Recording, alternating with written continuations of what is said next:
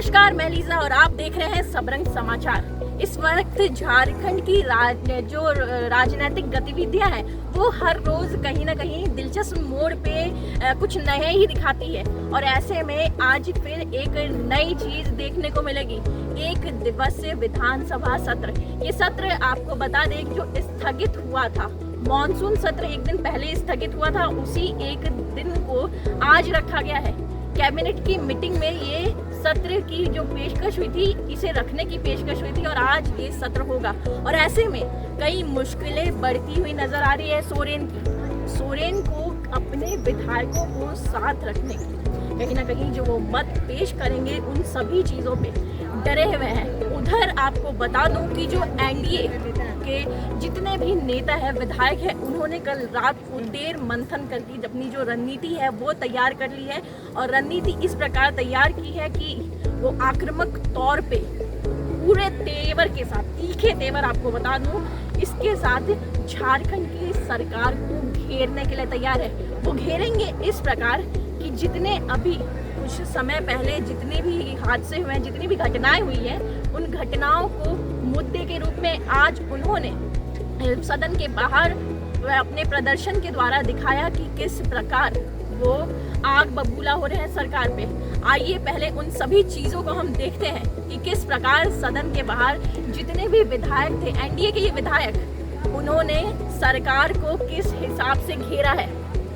और इसलिए अपने लोगों को किस प्रकार से विश्वास उठा। आपने पिछले दिन देखा, उनको अपने लोगों के ऊपर भरोसा नहीं है, सहयोगी दलों के ऊपर भरोसा नहीं है। उन विधायकों को कैसे बस में ठूस करके हवाई अड्डा में, आप सबको पता है, कोई भी जैसे मुख्यमंत्री, राज्यपाल, इन लोगों को छोड़ करके बाकी तो फिर उस रास्ते से जाना होता है जो सामान्य जो रास्ता होता है जहाँ चेकिंग होता है। लेकिन जिस दिन रांची से रायपुर विधायकों को ले जा रहे थे, मुख्यमंत्री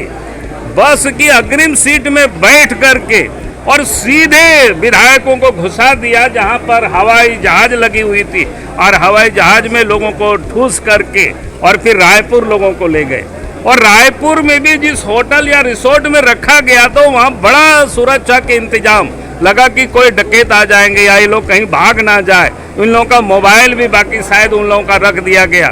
और लाते समय भी वैसे ही इन लोगों को यहाँ ला करके एक पुराना जो सर्किट हाउस है वहाँ रख दिया गया। तो ये बिल्कुल लगता है कि अपने लोगों से, अपने विधायकों के ऊपर उनको भरोसा नहीं है, विश्वास नहीं है और इसलिए इस प्रकार की जो गैर संवैधानिक जो काम कर रहे हैं, जो कि संविधान में स्पष्ट है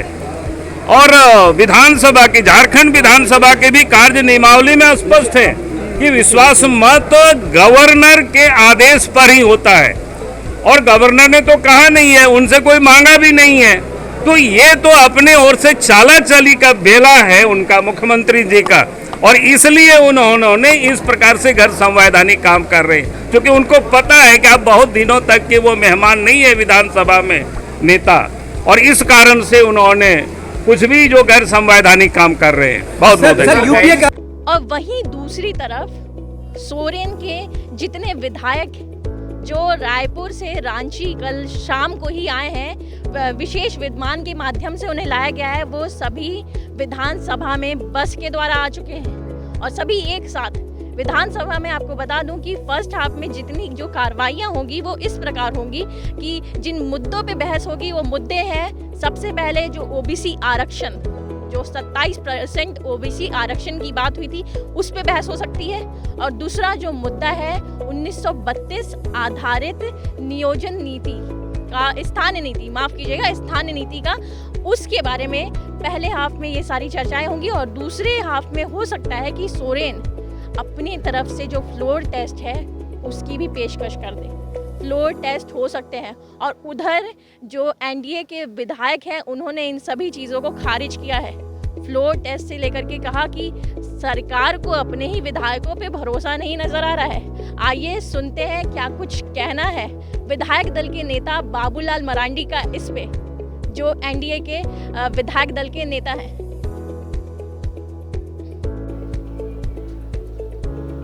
तो आपने सुना कि क्या कुछ कहना है जो एनडीए के विधायक हैं, जो नेता हैं, उन सभी ने पहले ही अपनी जितनी भी चीज़ों पे घेरना तो शुरू कर दिया ही है सरकार को, और साथ ही साथ अपनी जो बातें हैं वो भी सामने रखनी शुरू कर दी है। अब आगे ये जो राजनीति है किस ओर करवट बदलेगी, ये देखने वाली बात होगी, बड़ी दिलचस्प बात होगी, क्योंकि अभी झारखंड में जितनी भी राजनीतिक गतिविधियां हो रही है वो नए नए मोड़ लेकर के आ रही है, नई नई चीज़ें दिखा रही है, और ऐसे में ये सभी चीज़ों से देखना, रूबरू करना बहुत ही ज़्यादा दिलचस्प और मज़ेदार होने वाला है। ऐसी खबरों के लिए बने रहे सबरंग समाचार के साथ। कैमरा पर्सन दीपक के साथ लीजा, सबरंग समाचार।